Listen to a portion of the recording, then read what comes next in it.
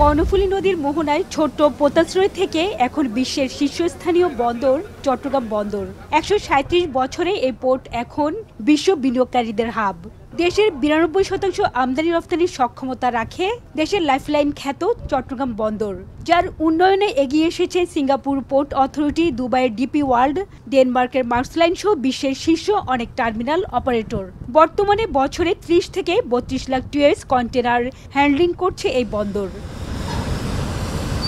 আর ব্যবসায়ী বা যেসব সংস্থা এই বন্দর ব্যবহার করে দেশের আমদানি রফতানিতে অবদান রাখে, তাদের সৌজন্যেই কর্ণফুলীতে নৌবিহারের আয়োজন করেছে চট্টগ্রাম বন্দর কর্তৃপক্ষ।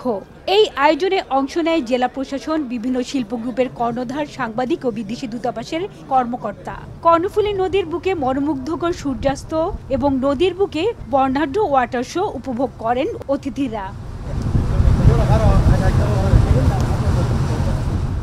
নৌবিহারে অংশ নিয়ে নৌ প্রতিমন্ত্রী জানান, বন্দরের বহু প্রতীক্ষিত মেগা প্রকল্প বে টার্মিনালের কাজ শুরু হবে চলতি বছরেই। বিদেশি অর্থায়নে দুটি কন্টেনার টার্মিনাল নির্মাণের বিষয়টিও চূড়ান্ত। ১৩৭ বছরে বন্দরের সক্ষমতাই শুধু বাড়েনি, বিশ্বের বিভিন্ন বন্দরের সাথে সরাসরি যোগাযোগ বেড়েছে। বিশ্ব বিনিয়োগের হাবে পরিণত হয়েছে এই বন্দর।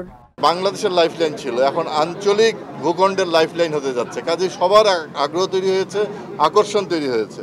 এখানে শুধু এডি পোর্ট, ডিপি ওয়ার্ল্ড বা পিএসএ সিঙ্গাপুর বা আদানি না, পৃথিবীর সবাই এখন চট্টগ্রাম বন্দরে আসতে চায়।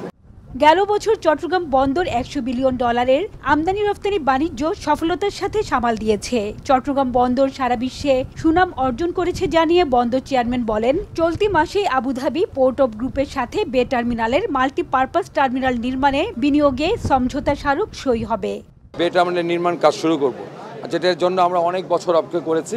সেই বে টার্মিনাল নির্মাণ কাজ ইনশাল্লাহ এই বছর উদ্বোধন হবে এবং খুব দ্রুতই এই সংশ্লিষ্ট বেশ কিছু সুসংবাদ আপনাদের মাধ্যমে আমরা জাতিকে দিতে সক্ষম হব। চলতি অর্থ বছরের ৯ মাসে চট্টগ্রাম বন্দর দিয়ে $৪,৩৫৫ কোটি পণ্য রফতানি হয়েছে। এই সময়ে কন্টেনার হ্যান্ডলিংয়ে প্রবৃদ্ধি হয়েছে ৮.২৭%। হাজেরা শিউলি, এখন চট্টগ্রাম।